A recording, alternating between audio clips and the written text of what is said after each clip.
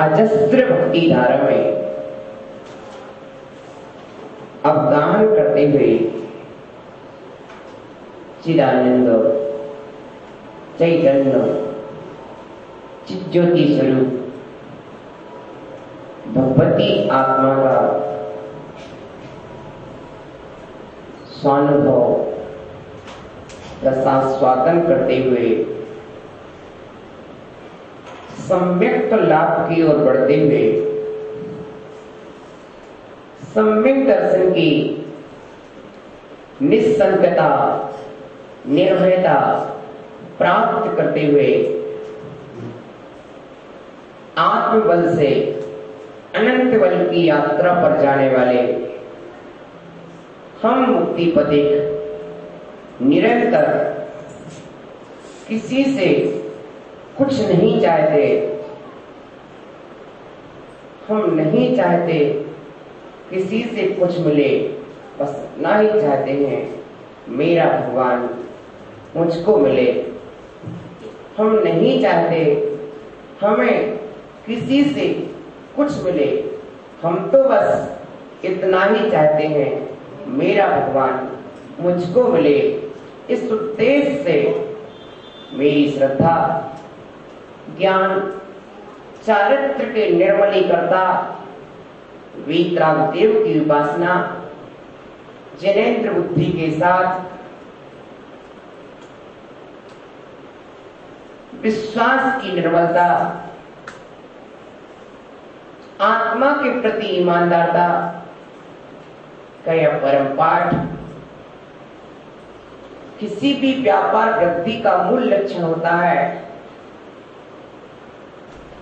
विक्रेता का ईमानदार होना। प्रिय आत्मन, पूर्ण विश्वास और श्रद्धा के साथ मैं जिनेंद्र की उपासना की ओर बढ़ रहा हूं। संसार दुखों का सागर है। इस दुखों के सागर में नाना प्रकार के दुख आते हैं। समुद्र में पानी की लहरें हैं तो संसार में दुखों की लहरें हैं। प्रिय आत्मन, दुख और संसार एक दूसरे के पर्यायवाची हैं। दुख ना हो तो संसार किसका नाम, सुख ना हो तो मोक्ष किसका नाम। संसार दुखमय अवस्था है।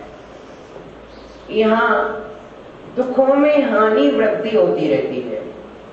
कभी दुख अधिक होता है तो हम अपने आप को दुखी महसूस करते हैं। जब दुख कम हो जाता है तो अपने आप को सुखी महसूस करते हैं। इतना ही समझना। और ज्ञानी जैसे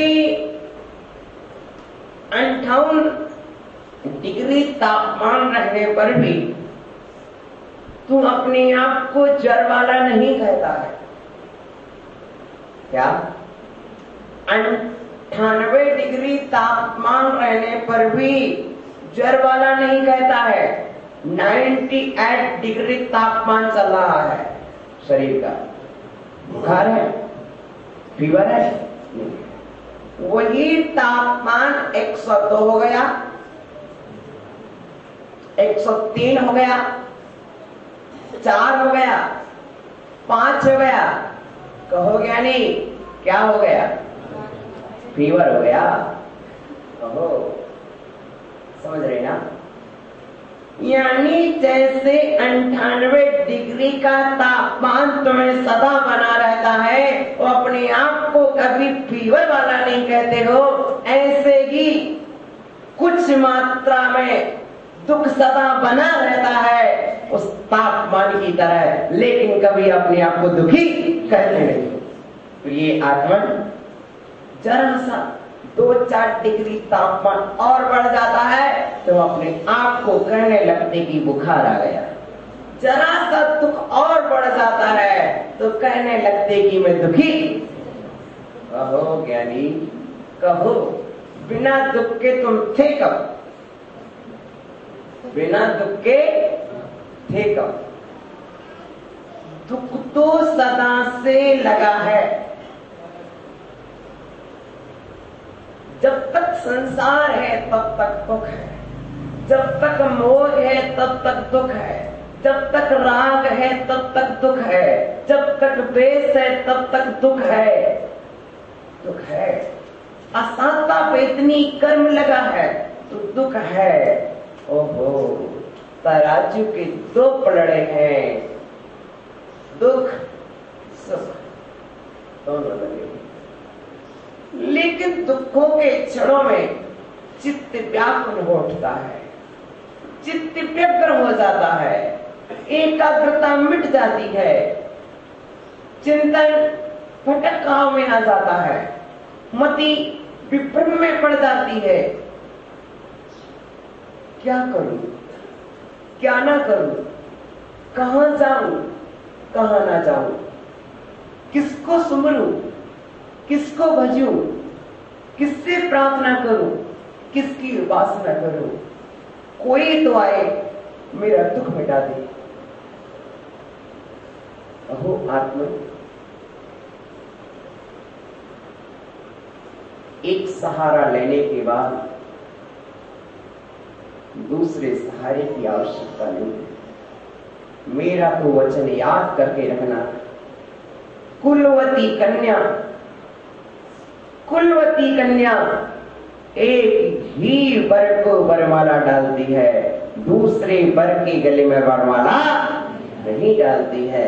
सम्यक दृष्टि जीव एक की शरण में जाता है, चाहे दुख में भी तुम, सुख में भी तुम। क्या दुख में भी तुम्हारे पास हूं, सुख में भी तुम्हारे पास हूं। मेरे पास दुख है तो मैं दूसरे द्वारे पर चला जाऊं? नहीं बाबा, मुझसे नहीं होगा। जब मैं सुख के दिनों में पूजा की थाली लेकर आपके पास आया हूं, तो दुख के दिनों में भी निवेदन करने आपके पास आऊंगा। वो मैं तो सच कहता हूं, जो अपनी मां के पास रह के पेट नहीं भर सका, वो दूसरे के द्वार पर जाके भीख मांग के क्या पेट भरेगा। जो वीतराग देव के चरणों में रह करके सुख नहीं पा सका, वह किसी रागी सरागी देव के पास जाके क्या पाएगा।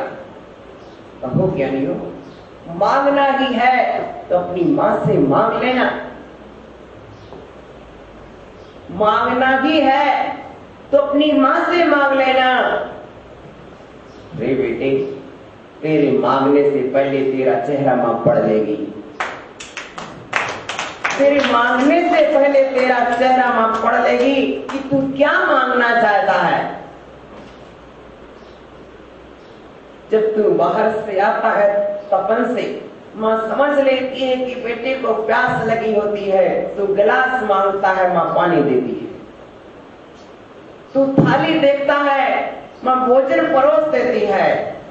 तेरी नजर जब घड़े पर जाती है, तेरी मां ठंडा पानी ला देती है। उसी तरह तुम वीतराग देव पर दृष्टि तो डाल, वीतराग देव की पर दृष्टि मात्र डालने से असंख्यात गुणे कर्मों की निर्जरा होगी और तुझे सहज में सुख भीतर से मिलेगा, बाहर से नहीं आता। ये सत्य है, वीतराग देव कुछ नहीं दे सकते, और जो दे सके वो वीतराग नहीं। वीतराग देव कुछ देंगे नहीं, देंगे वीतराग देव नहीं। जो दे वो वीतराग नहीं। ध्यान रखना, वीतराग देव कुछ दे नहीं, किंतु उसके दर्शन से सब कुछ मिल जाता है। दर्पण क्या देता है? जैसा चेहरा हम दर्पण के सामने लेके जाते हैं, दर्पण वैसा झलका देता है। ऐसे वीतराग देव है। तो मैं दुखी हूं, पीड़ित हूं, नाना प्रकार के कष्टों से पीड़ित हूं। ऐसे समय में कहां जाऊं? श्रीपान कहाँ जाए, मेनक कहाँ जाए, ओहो कहाँ जाए, अंसला कहाँ जाए, सीता कहाँ जाए। नाना प्रकार के दुख जीवन में आते हैं। ऐसा कोई नहीं है संसार में सुख सर्वदा, कोई नजर ना आए, कोई तन दुखी, कोई मन दुखी, कोई धन दुखी दिखे। यानी कोई तन से दुखी है, कोई मन से दुखी है, कोई धन से दुखी है। दुख तो सबको लगा है। जो तुम्हें ऊंचे महलों में रहता दिखता है वो भी दुखी है, जो झोपड़ी में रह रहा है वो भी दुखी है, जो बड़ा व्यापारी है वह भी दुखी है। क्योंकि दुख वस्तु से नहीं आता है, दुख व्यक्ति के चिंतन से आता है। ध्यान देना, सुख और दुख माथे की उपज है।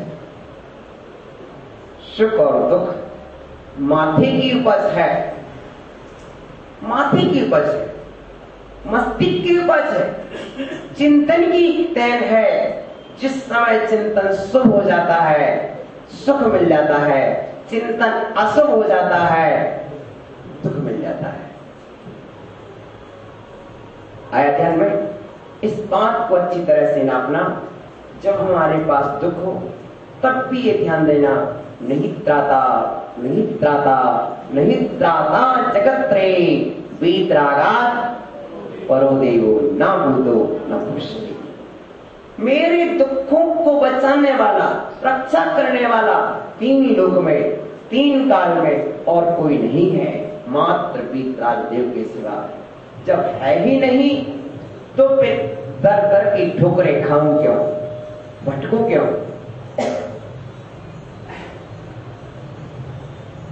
तुभ्यं नमस्व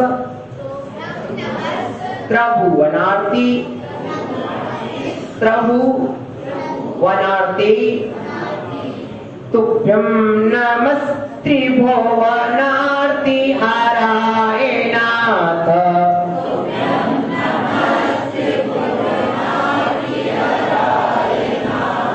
तुभ्यं नमस् त्रिभुवनार्ति हराय नाथ।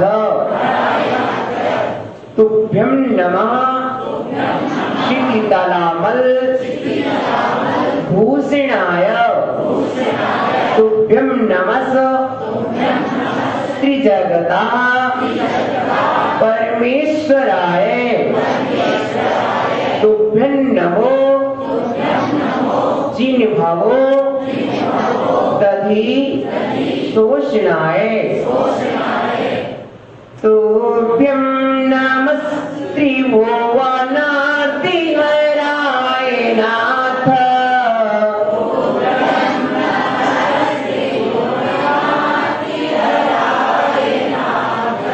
तुभ्यं नमस्त्रिभुवनार्ति हराय नाथ।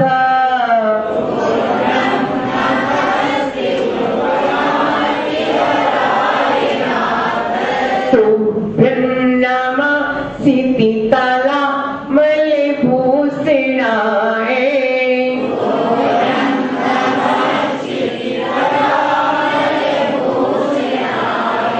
तुभ्यं नमस्त्रिजगिता परमेश्वराय।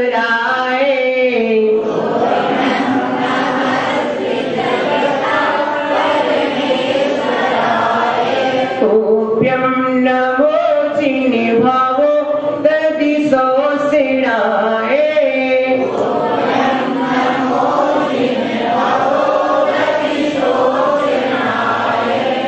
तुभ्यं नमः, तुम्हारे लिए नमस्कार हो। मैंने किसके लिए कहा?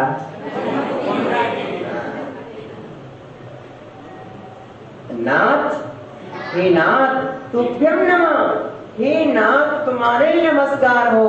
आप कैसे हैं? त्रिभुवन आरती हराय। आरती माने दुख, पीड़ा, कष्ट, वेदना हराए, वेदना को हरने वाले, पीड़ा को हरने वाले, कष्टों का निवारण करने वाले, संकट को हरने वाले, हे संकट मोचन, हे दुखनाशक, हे पीड़ानाशक, हे कष्ट निवारक। किनके कष्ट हरने वाले, किनके कष्ट हरने वाले? त्रिभुवन जीवों के कष्ट हरने वाले। किनके कष्ट हरने वाले? तीनों लोकों के जीवों के कष्ट निवारक, भुवनत्रय के दुख हरता, अखिल विश्व के दुख को हरने वाले, भूमंडल पर स्थित समस्त प्राणियों की पीड़ाओं के निवारक, तुम्हारे लिए नमस्कार। हमें ये जानना है, क्या ये मानतुंगाचार्य का वचन सच है? क्या ये दुख सच में निवारण हो जाएगा? तो जब हम उनका स्मरण करते हैं तो हमारा असाता वेदनी कर्म साता रूप परिणमन हो जाता है। आगे ध्यान में, हमारे परिणाम शुभ होते हैं, भाव निर्मल होते हैं, भावनाएं पवित्र होती हैं।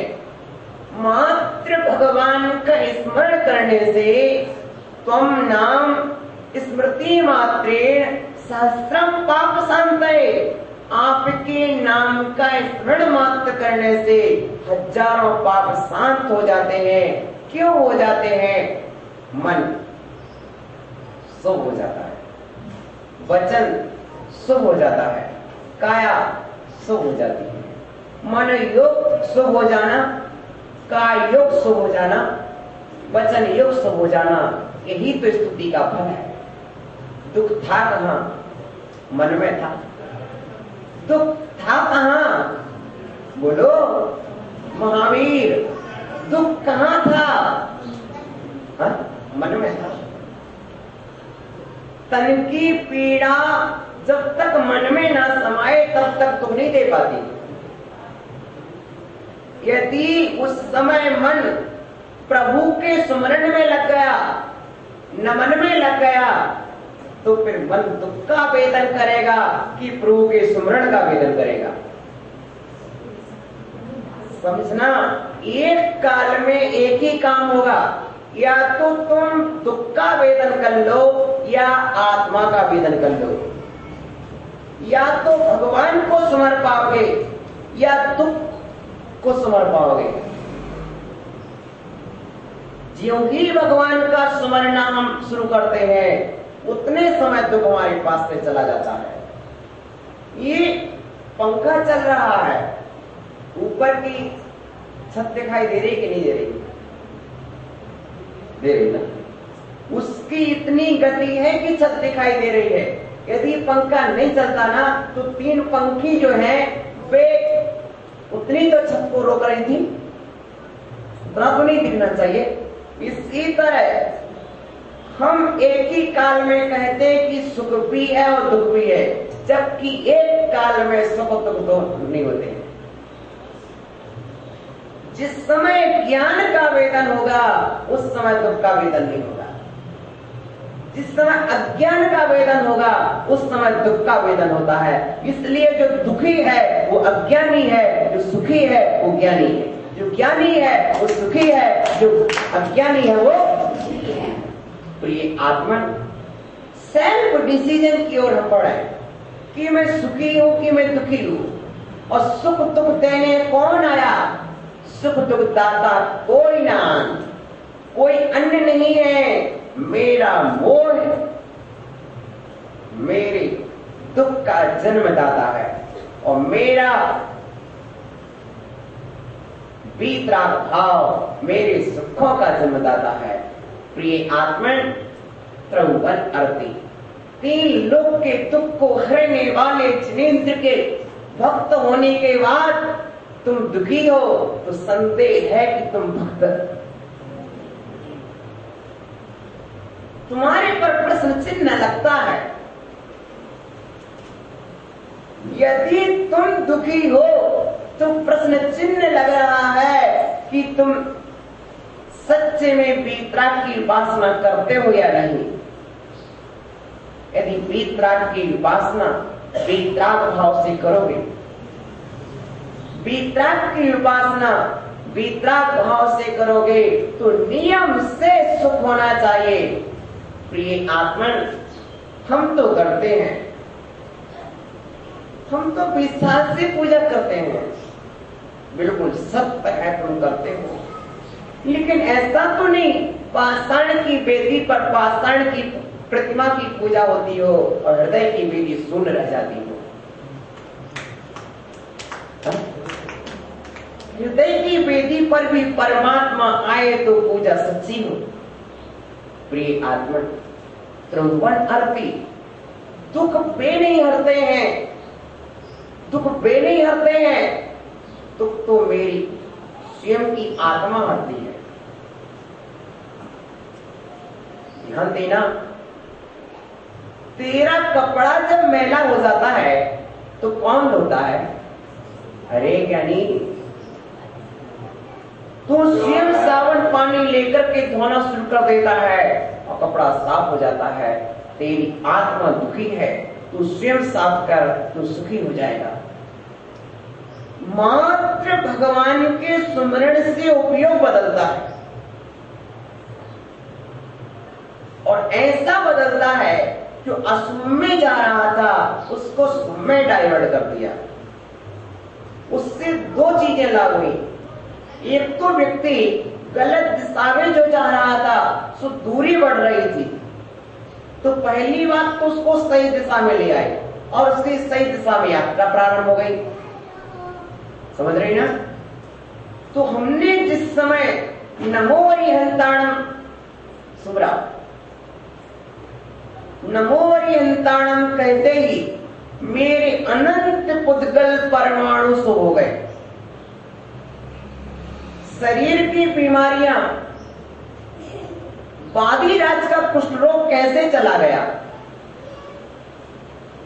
वो क्या हो गया? तुम तो इतने चित्त से सुन रही हो।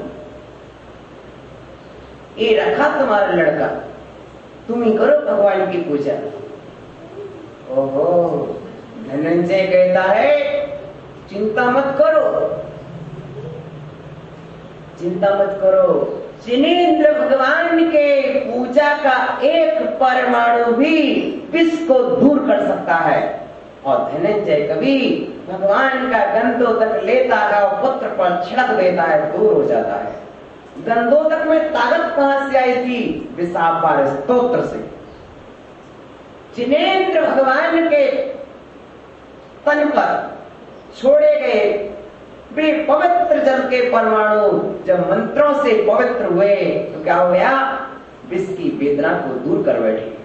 प्रिय आत्मन, अति हरा, जब धनंजय के बेटे की विष की वेदना दूर हो सकती है तो नाग का हार बन सकता है, तलवार फूलों की माला बन सकती है, सूली सिंहासन बन सकती है, चल्ली में पानी भर सकता है, पांव टेकते ही द्वार खुल सकता है।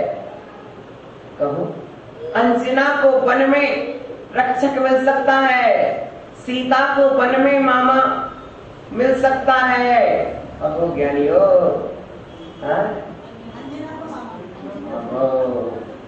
सबको अहो ज्ञानियो, किसी न किसी रूप में अपना अपना पुण्य किसी की झोली में होता है। अभिप्राय पर ध्यान देना, अभी पर नहीं। अभी को मत देखो, अभिप्राय को देखो। अभी मत देखो, अभिप्राय को देखो। अभी को देखते हो, कहीं सत्य विस्मृत भी हो जाए तो भाव पकड़ लेना कि सीता का भी पुण्य कहां से आ गया? सीता ने भगवान को सुमरा था, अंजना ने भगवान को सुमरा था। ओहो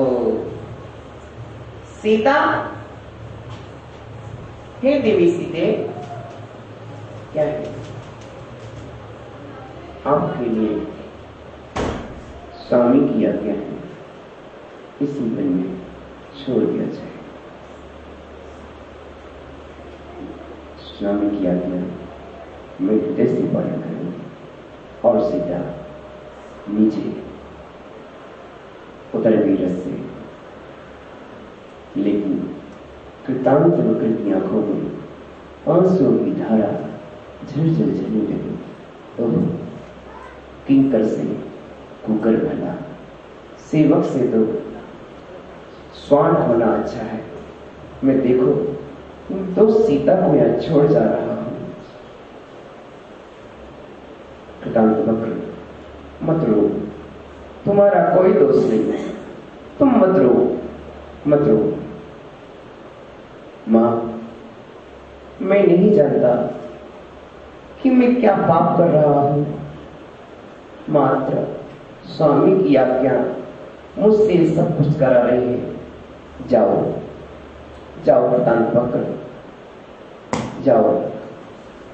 बंदीपुरी में जाकर मेरे प्रियवर से कहना, मुझे छोड़कर मेरे स्वामी आप सुखी रहना। मुझे छोड़कर मेरे स्वामी आप सुखी रहना। हाय सीता रोय, हाय सीता रोय, हाय सीता रोय, हाय सीता रोय। बचपन से अब तक मैंने इस जीवन में देखा, अपने अपने हाथों की है जुदी जुदी रेखा। अपने अपने हाथों की है जुदी जुदी रेखा। हाय सीता रोय, हाय सीता रोय। पिछले किसी जन्म में मैंने, पिछले किसी जन्म में मैंने हिंसा की होगी। विरह कराया होगा या गुरु निंदा की होगी।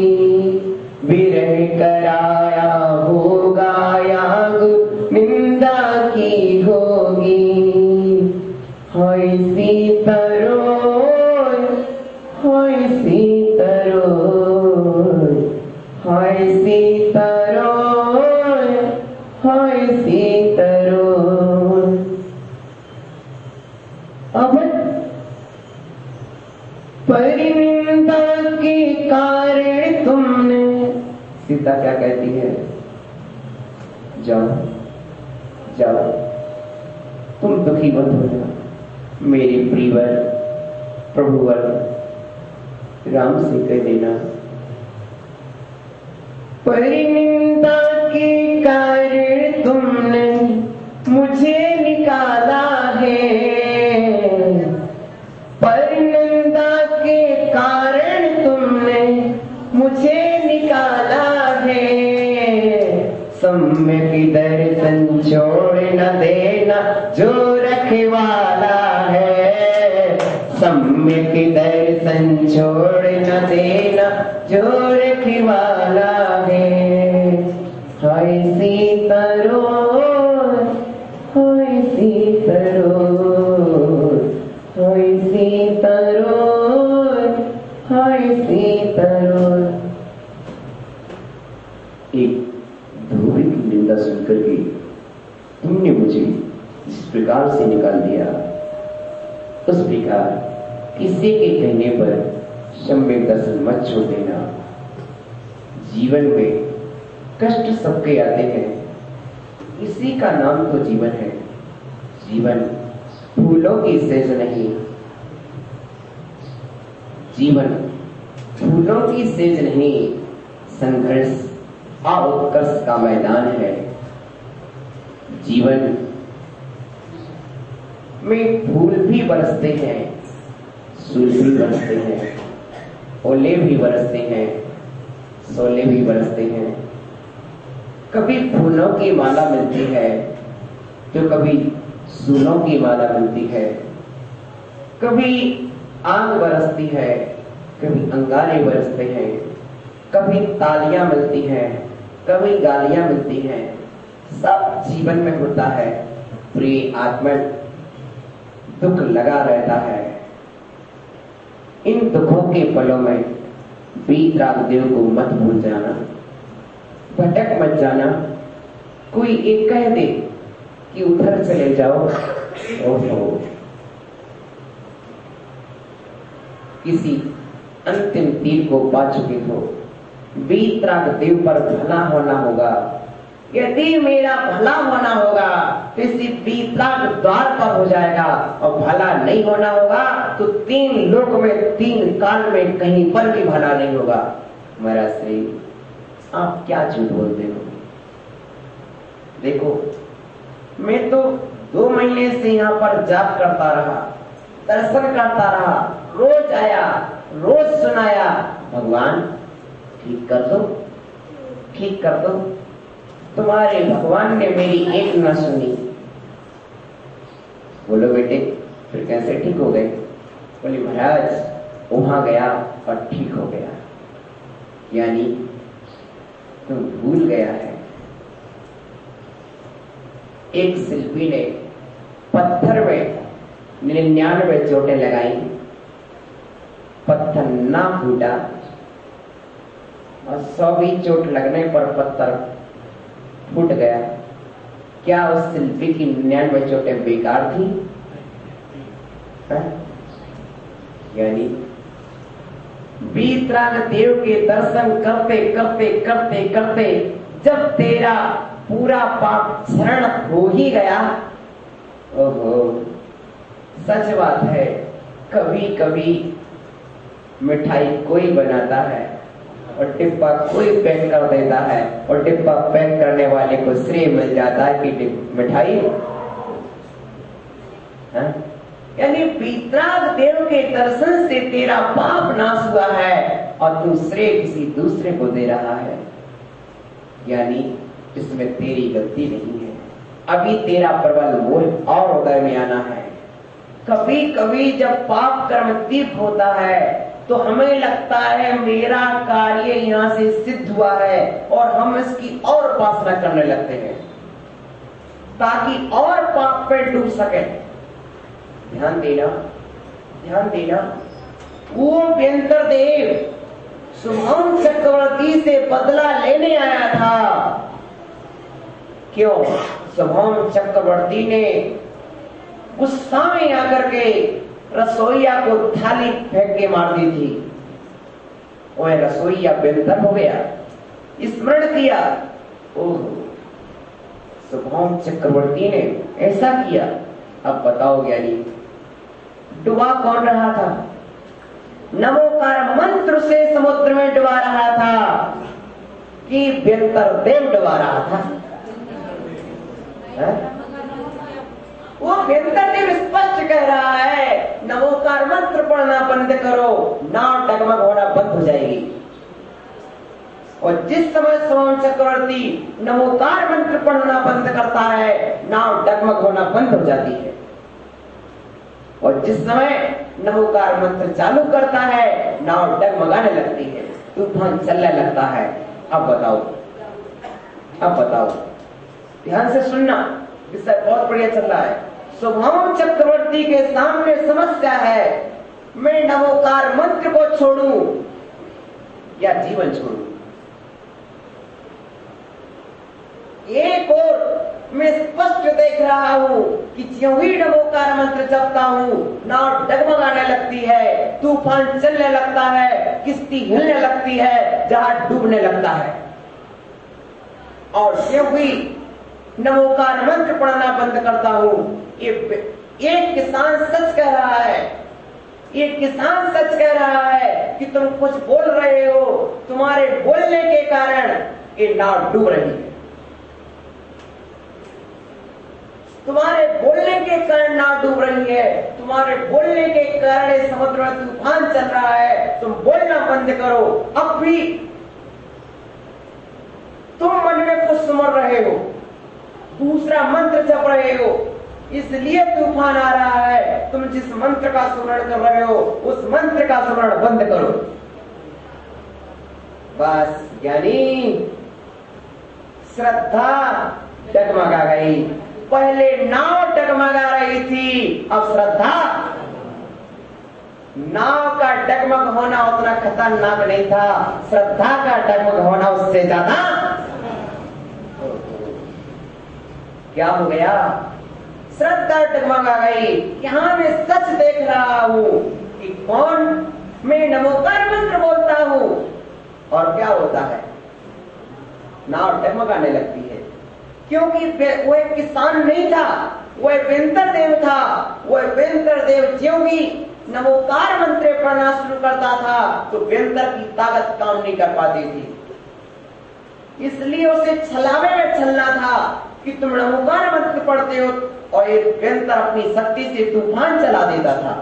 ज्यों ही नमोकार मंत्र शुरू करता था, वेंतर अपनी शक्ति से तूफान चलाता था, नाव डुबाने का प्रयत्न करता था, लेकिन नाव डूब नहीं पाती थी। इसने जाना कि नाव क्यों नहीं डूब पा रही है, तूफान पूरी ताकत से चल रहा है, फिर भी नाव क्यों नहीं डूब रही है। ये कुछ न कुछ मंत्र का जाप कर रहा है।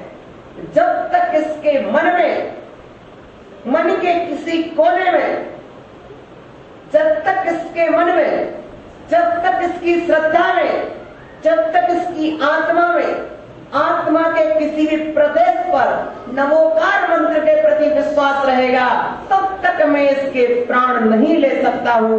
इसलिए सबसे पहले व्यक्ति को मारने के पहले इस व्यक्ति की श्रद्धा को मारना पड़ेगा। और उसने क्या किया? उसकी श्रद्धा को मारा, विश्वास को मारा।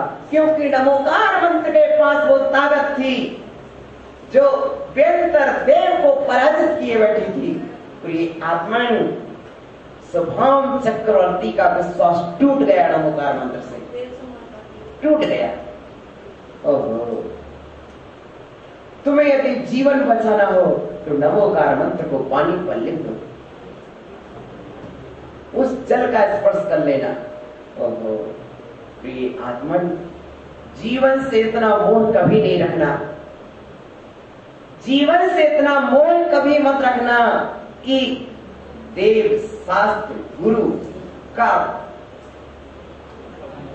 अभिनय।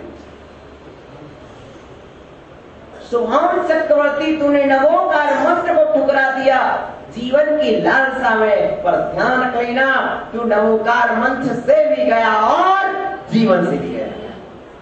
दोनों से चला गया कि नहीं? अरे सम्यक दृष्टि था, ध्यान रखता, मेरे आयु कर्म का उदय है, कोई नहीं मान सकेगा। जिनेंद्र भगवान नहीं बचा सके तो मुझे कौन बचाएगा? जब मेरे जिनेंद्र मुझे नहीं बचा सकते तो मुझे दूसरे पर विश्वास ही नहीं है। प्रिय आत्मन, त्रिभुवन आरती, 3 लोक के दुखों को हरने वाले तुम नमोकार मंत्र को छोड़ा, जीवन छूट गया। और जिसने नाक का हार नमोकार मंत्र पढ़ते पढ़ते उठाया, नाक था लेकिन बन गया हार, सूली सिंहासन बन गई। नमोकार महामंत्र ने कमाल कर दिया, काल कंगाल था मालामाल कर दिया। कंगाल व्यक्ति को क्या कर दिया? मालामाल कर दिया नमोकार मंत्र ने। और सीता के अग्निकुंड को लबालब जल से भर दिया। प्रिय आत्मन, ऐसा नमोकार मंत्र, चाहे नमोकार मंत्र कहो, चाहे आदिनाथ मंत्र कहो, चाहे अर्थनाथ मंत्र कहो, वीतराग मंत्र कहो, कोई भी मंत्र हो, वीतराग देव का ध्यान भर धर लो, सारे पाप दूर हो जाते हैं। दुख आता कहां से है? सारे दुखों का दरवाजा एक है, पाप कर्म का उदय। सारे दुखों का दरवाजा एक है, समस्त पीड़ाओं का द्वार एक है, समस्त कष्टों का द्वार एक है, अपने ही पाप कर्म का उदय। किसके कर्म का उदय? मेरे पाप कर्म का उदय मुझे दुख देने आते हैं। और ज्यों ही पाप कर्म की निर्जरा भक्ति से होती है, स्तोत्रों से होती है, मंत्रों से होती है, महाराज श्री फिर आप वही बात करते हो। भक्तामर स्तोत्र साल भर हो गया पढ़ते पढ़ते, यानी जब तीव्र पाप कर्म का उदय होता है तो उस समय हमारी शक्ति कम है, पढ़ने की क्षमता कम है, तो प्रभावकारी नहीं दिख रहा। ध्यान देना, जब पानी का भाव तीव्र होता है उस समय में तुम डैम बांधने की कोशिश करोगे, डैम नहीं बनेगा, नहीं बनेगा। और एक व्यक्ति क्या करता है, गर्मी के दिनों में डैम बांधना प्रारंभ करता है जब पानी नहीं होता है, और डैम बांधता जाता है, तो बरसात के दिनों में इतने बड़े पानी को भी रोक लेता है। उसी तरह मैं कहता हूँ, भक्ति के द्वारा तुम ऐसा डैम बांध के चलो, ऐसा डैम बांध के चलो कि बड़े बड़े पाप कर्मों को तुम बाहर के बाहर रोक लो, आ ही नहीं पाए उदय में। किसी दूसरे का कर्म मेरे उदय में नहीं आएगा। ध्यान देना, विधि मोना का कर्म तेरे उदय में नहीं आएगा, और विधि का कर्म मोना के उदय में नहीं आएगा। जब भी उदय में आएगा, स्वयं कृतम कर्म यथात्मना पुरा फलम तदीयम लभते शुभाशुभम परेण दत्तम यदि लभ्यते स्फुटम स्वयं कृतम कर्म निरर्थकम तथा। यदि दूसरे का कर्म मेरे उदय में आ जाए तो मेरा क्या वो कर्म निष्फल हो जाए। प्रिय आत्मन, पहला विश्वास ये रखो, यह कर्म मेरा है। दूसरा, इस कर्म का नाशक मैं हूं। यह कर्म मेरा है, इस कर्म का नाशक मैं हूं। कभी भी शरीर के नाश की मत सोचना, जब भी सोचना कर्म के नाश की सोचना। क्या? कर्म के पीड़ा में, कर्म के उदय में शरीर के नाश की बात मत करना। कभी भी करना तो कर्म के नाश की बात करना। तुम दुखी हो कर्म के कारण, तो नष्ट किसको करोगे? कर्म को नष्ट करेंगे, शरीर को क्यों नष्ट करेंगे? किसको नष्ट करना? शरीर थोड़ी दुख देता। यदि शरीर ही दुख दे रहा था तो सदा से दुख देना चाहिए था, नहीं ज्ञानी। और कर्म के विषय में एक बात निश्चित है कि यह बदलेगा। क्या निश्चित है? बदलेगा।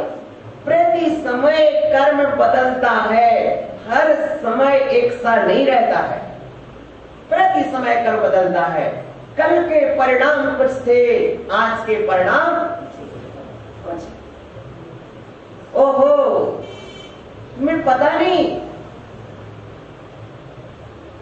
जो जंगल में पेड़ पर फांसी लगाने के लिए चढ़ी थी, जो जंगल में पेड़ पर फांसी लगाने के लिए चढ़ी थी और वो चढ़ने में असमर्थ हो रही थी, तो वहीं पर लक्ष्मण पहुंच गया। क्या बात है, तुम पे चढ़ते नहीं बन रहा क्या?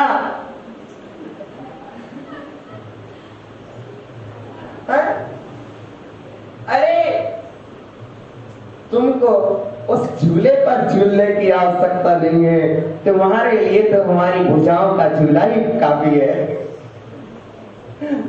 क्या हुआ बताओ?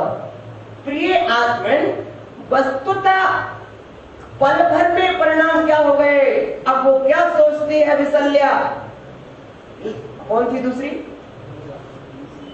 तो वह क्या सोचती है? अरे मैंने कैसे परिणाम, तत्काल में परिणति चेंज होती है। अरे काश मैं ऐसा कर लेती तो मुझे स्वामी प्राप्त नहीं होते।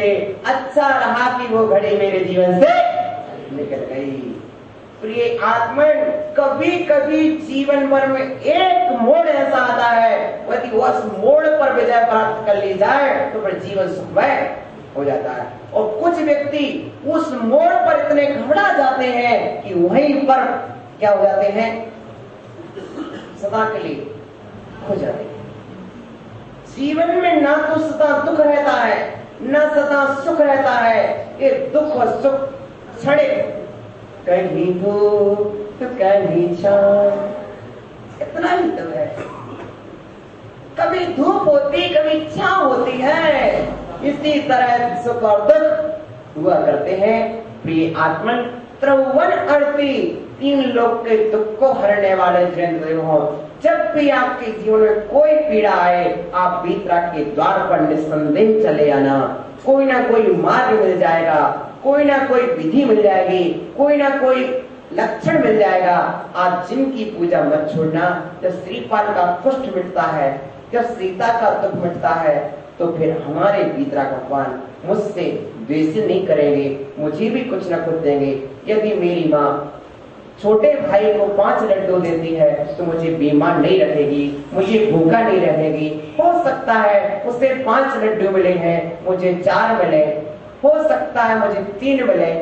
इसमें ये भी नहीं है कि मुझे 3 क्यों मिले, हो सकता है मेरे पाचन क्षमता 3 की ही हो, मेरे पाचन क्षमता 2 ही लड्डू की हो।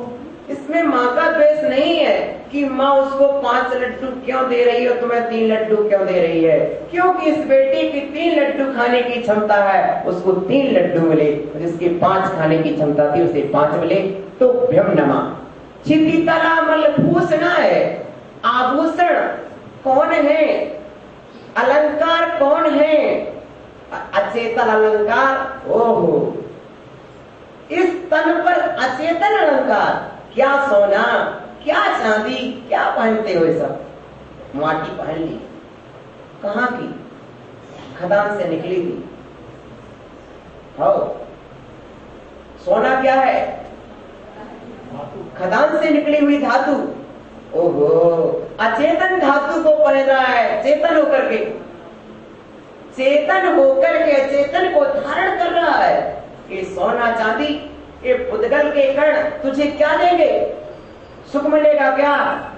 अरे ज्ञानी, तेरे पुण्य कर्म से जितना सुंदर रूप तुझे मिला है, क्या सोना सुंदरता देता है? क्या चांदी सुंदरता देती है? नहीं देती। तो फिर क्या शोभा देते हैं? नहीं देते। अरे सत्य से तेरे मुख की शुद्धि होती है, वीतराग भावों से तेरे काया की शुद्धि होती है। फिर तुझे क्या अलंकारों की आवश्यकता है? 3 लोक के आभूषण कौन है? तेरा आभूषण मुकुट है, तेरा आभूषण हार है, तेरा आभूषण। ओहो ज्ञानी, ध्यान देना, तू जिनेंद्र भक्त है ना। 3 लोक के आभूषण कौन है? जिनेंद्र देव है। अब बताओ, त्रैलोक के आभूषण, 3 लोक के अलंकार जिनेंद्र भगवान है। यदि तुम्हें पहनना ही हो तो जिनेंद्र भगवान को हृदय में धारण करना।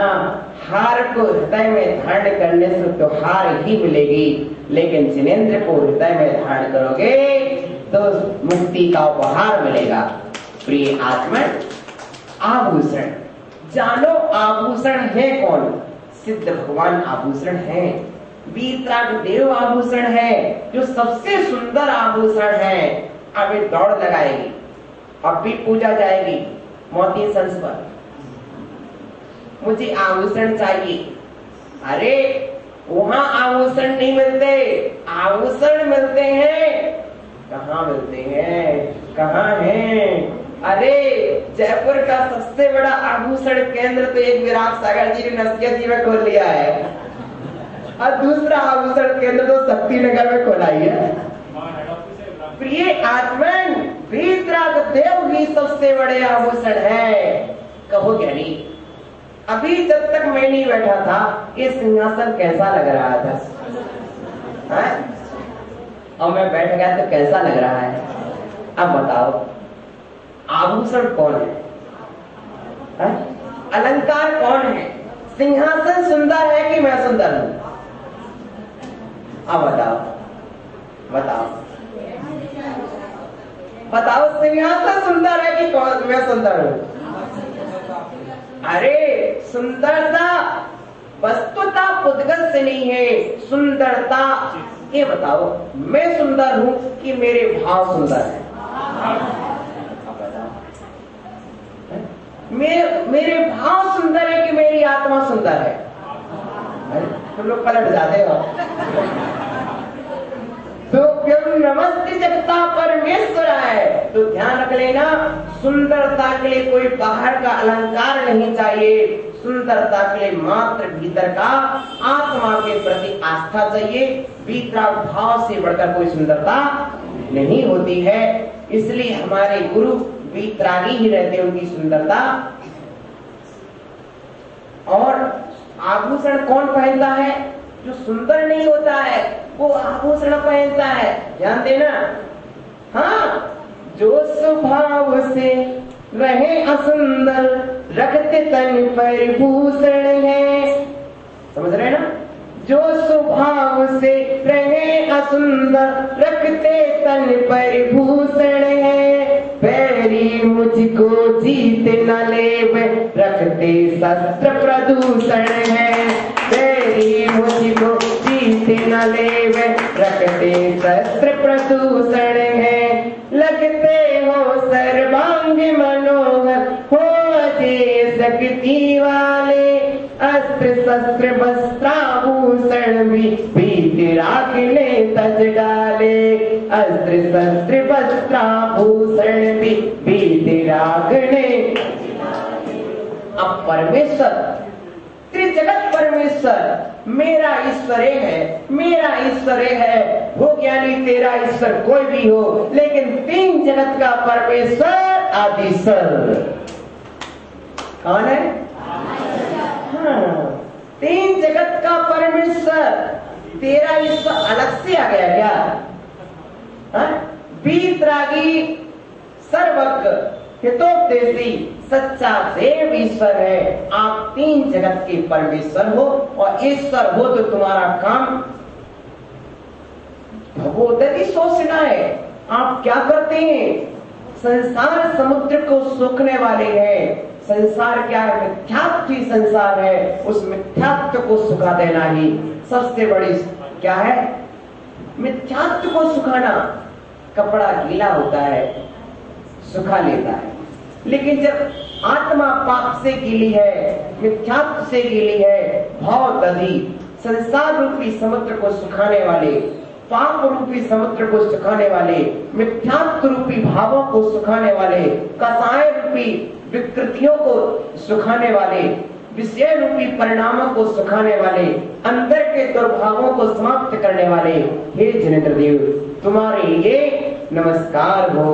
अगर ध्यान में जब भी कोई पाप की भावनाओं का जल आत्मा को गीला करे, तत्काल क्या करना?